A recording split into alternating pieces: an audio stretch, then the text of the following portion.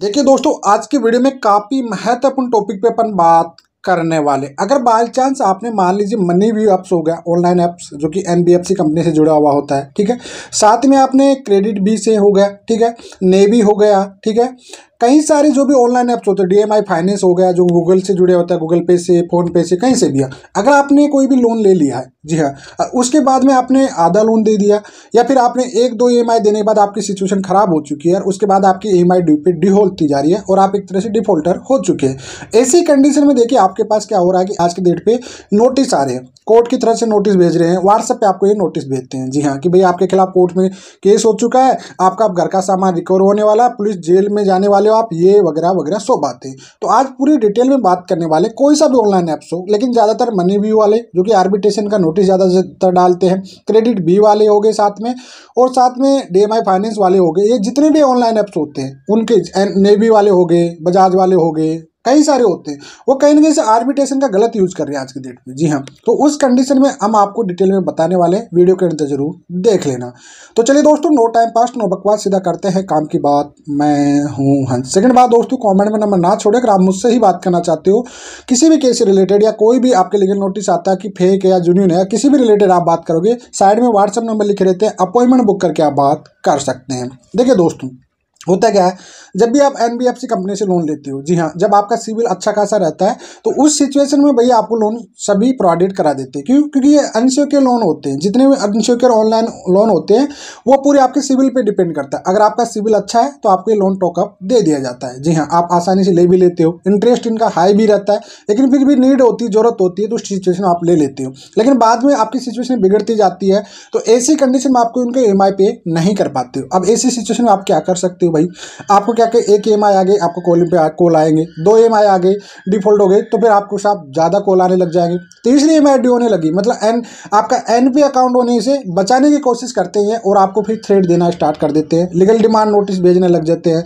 ECS का 25 का 138 का सब कुछ ही आपको नोटिस जारी करने लग जाता है। लीगल डिमांड नोटिस किसी वकील के थ्रू भिजवा देते हैं, ठीक है, कंपनी के नाम के थ्रू भिजवा देते हैं, जो कि ज़्यादातर 99% फर्जी और फेक होते हैं, जी हाँ, जिनका कोई भी लेना देना नहीं होता किसी भी प्रकार का, चाहे वो क्रेडिट कार्ड, क्रेडिट भी हो गया, चाहे वो कोई भी ऑनलाइन ऐप्स हो गया, कितने भी ऑनलाइन, जितने भी ऑनलाइन होते हैं P2P होते हैं, जो कि ये दूसरे एनबीएफसी कंपनी से लिंकेड होते हैं। तो ऐसी सिचुएशन में आपको डरना नहीं है बिल्कुल किसी भी तार से, जी हाँ। क्यों?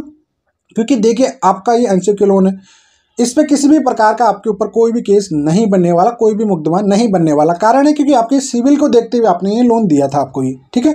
आपको बस ये साइकोलॉजी प्रेशर डाल सकते हैं, जी हाँ, आपको साइकोलॉजी थ्रेट दे सकते हैं, धमका सकते हैं, फोन पे बैठ के, घर पे आके धमका भी नहीं सकते ये, लेकिन फोन पे ये कॉलर होता है। क्यों? क्योंकि ये एनबीएफसी कंपनी जितनी भी होती है, रिकवरी के जो टट्टू होते हैं वो होते हैं एक तरह से नाजायज औलाद होती है इनकी, क्योंकि मैं नाजायज बोलता हूँ इनको हमेशा। कारण ये होता है कि इनके पास ना तो डीआरए लाइसेंस होता है, ना ही ऑथराइजेशन लेटर होता है इनके पास, ना ही आई कार्ड होता है, कुछ भी नहीं होता। क्यों? इनके पास अगर ये होगा, ये दिखा भी देंगे ना, तो फिर ये गाली गलौज नहीं कर पाएंगे कभी भी, इनकी एजेंसी गायब होगी। अभी जागरूक ग्राहक के चपेट में आ जाते हैं तो इनकी लंका लग जाती है अच्छी खासी सी, जी हाँ। तो ऐसी कंडीशन में आपके जब भी ये व्हाट्सएप पे, अरे क्या करते हैं, व्हाट्सएप पे आपको कॉलिंग करते हैं, व्हाट्सएप पे नोटिस भेजते हैं, ये बहुत सरासर गलत है, जी हाँ। आपको ये व्हाट्सएप पे नहीं भेज सकते, मेल पे आपको सेंड कर सकते हैं, और ये मेल पे भी इनकी खुद की जो कंपनी की मेल होती है उससे भेजेंगे आपको, ऐसे नहीं करेंगे। तो ऐसी सिचुएशन में आपको जब भी व्हाट्सएप पे कोई भी नोटिस भेजते हैं इस टाइप के होते हैं, तो आप सरासर ये 99% होता है। आर्बिट्रेशन का अलग ही होता है, जी हाँ, आर्बिट्रेशन 21 का जो होता है सेक्शन वो अलग ही होता है, उसमें प्रॉपर एक लॉ एजेंसी होती है, लॉ फॉर्म होती है, उसके थ्रू आता है आपको, और वह प्रॉपरली आपको उसका रिप्लाई देना पड़ता है, एक ऑब्जेक्शन डालना पड़ता है, जब जाके आपका वो खारिज होता है। अदरवाइज जो नोटिस भेज रहे हैं उसमें आर्बिट्रेशन भी डाल रखे हैं, उसमें ईसीएस का केस भी डाल रखे हैं, उसमें 138 एनआई का केस भी डाल रखे, वो सब पूरे एडिटिंग की हुई चीजें होती है, फर्जी। और वो आप पे एक साइकोलॉजी प्रेशर डालने के लिए कौन काम करता है? ये रिकवरी के टट्टू काम करते हैं, जी हाँ। रिकवरी के जो कॉलर होते हैं, जो बैठे रहते हैं, इनको दिया जाता है कमीशन बेस पे जो काम करते हैं, ये आपको थ्रेट देते रहते हैं, परेशान करते रहते हैं। तो आपको बिल्कुल भी नहीं डरना। जितने भी आपके व्हाट्सएप पे आते हैं, आपके घर का सामान रिकवर हो जाएगा, पुलिस थाने वाले आएंगे, ये आएंगे, वो आएंगे, आपको 24 घंटे के लिए आपको इश्यू किया गया है, शाम तक इश्यू किया गया, पेमेंट डाल दो, ये कर दो, वो कर दो। इनका जो टीएल होता है, टीम लीडर होता है, इनके पिछवाड़े में डंडा करके रखता है। इनको भी टारगेट मिलता है, भैया टारगेट मिलेगा तभी जाके आपका पेमेंट हो पाएगा इनका, अदरवाइज इनका पेमेंट भी नहीं होता है, क्योंकि कमीशन बेस पे काम करते हैं। तो इन निठल्लों का काम होता नहीं। आज की डेट में 5,000 10,000 रुपये घूमते फिरते रहते हैं। और ये लोकल टाइप से दादागिरी दिखाते हैं साहब, कास्ट का रिलीजन दिखाते हैं। मैं ये यादव हूँ, मैं शर्मा हूँ, मैं दुबे हूँ, मैं तिवारी हूँ, मैं मीणा हूँ, मैं यादव गुर्जर हूँ। ये अपनी कास्ट का पावर दिखाएंगे, गुंडागर्दी दिखाएंगे, मेरा यहाँ पे पुलिस एसएचओ मेरा ये है वो है। आपको पूरी तरह से घर पे भी आएंगे तो साइकोलॉजी प्रेशर डालेंगे। होना जाना कुछ भी नहीं है इन पे।